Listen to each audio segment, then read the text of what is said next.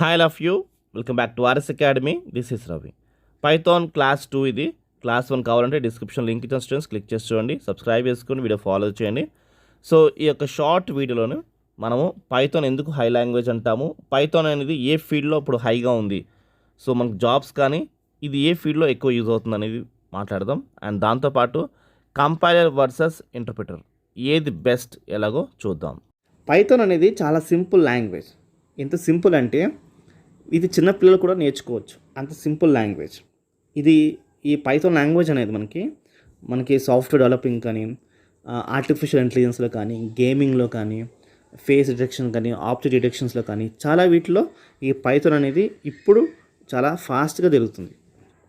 Python ఎందుకు high level language అన్నాడంటే, Python అనేది మనం రాసే ప్రతి లాంగ్వేజ్ని హై లెవెల్ లాంగ్వేజ్ అంటాం.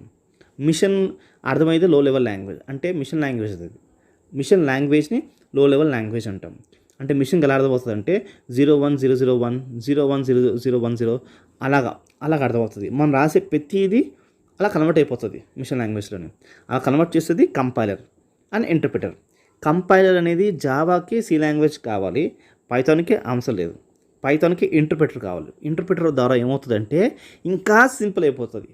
అంటే ఒక్క ప్రోగ్రామ్ ఒక లైన్ రాయగానే ఆ ఒక్క లైన్ మాత్రమే అది స్కాన్ చేసి రన్ చేస్తుంది. మళ్ళీ ఇంకో లైన్ స్కాన్ చేసి రన్ చేస్తుంది, ఇంకో లైన్ స్కాన్ చేసి రన్ చేస్తుంది. అది కంపైలర్ అనుకోండి, మీకు 10 లైన్ల ప్రోగ్రామ్ కరెక్ట్గా రాస్తేనే, ఆ 10 లైన్లు కరెక్ట్గా రాస్తేనే రన్ అవుతుంది. మన పైథాన్ అలా కాదు, మీకు 2 లైన్లు కట్ రాసారా సరిపోద్ది, ఆ 2 లైన్లు మీకు రన్ అయిపోతుంది. ఎక్కడ ఎర్రర్ ఉందో అక్కడ ఆగిపోతుంది. మళ్ళీ మనం చెక్ చేసుకుని కావాలంటే కరెక్షన్ చేసుకుని మళ్ళీ మనం రన్ చేసుకోవచ్చు. దాని ద్వారా ఏమవుతుందంటే మనకు టైం అనేది లాస్ అవుతుంది. అదే సిలో జావాలో మొత్తం ప్రోగ్రామ్ అంతా కరెక్ట్గా ఉండాలి, అప్పుడే అది స్కాన్ చేసి రన్ అవుతుంది. కంపైలర్ ఏంటి, మొత్తం ప్రోగ్రామ్ అంతా కరెక్ట్గా ఉంటే స్కాన్ అవుతుంది. ఇంటర్ప్రిటర్ అంటే ఒక్క లైన్ కూడా అదే స్కాన్ చేసుకుంటూ వెళ్తుంది. అందుకోసం మనకి పైథాన్ అనేది చాలా సింపుల్ లాంగ్వేజ్.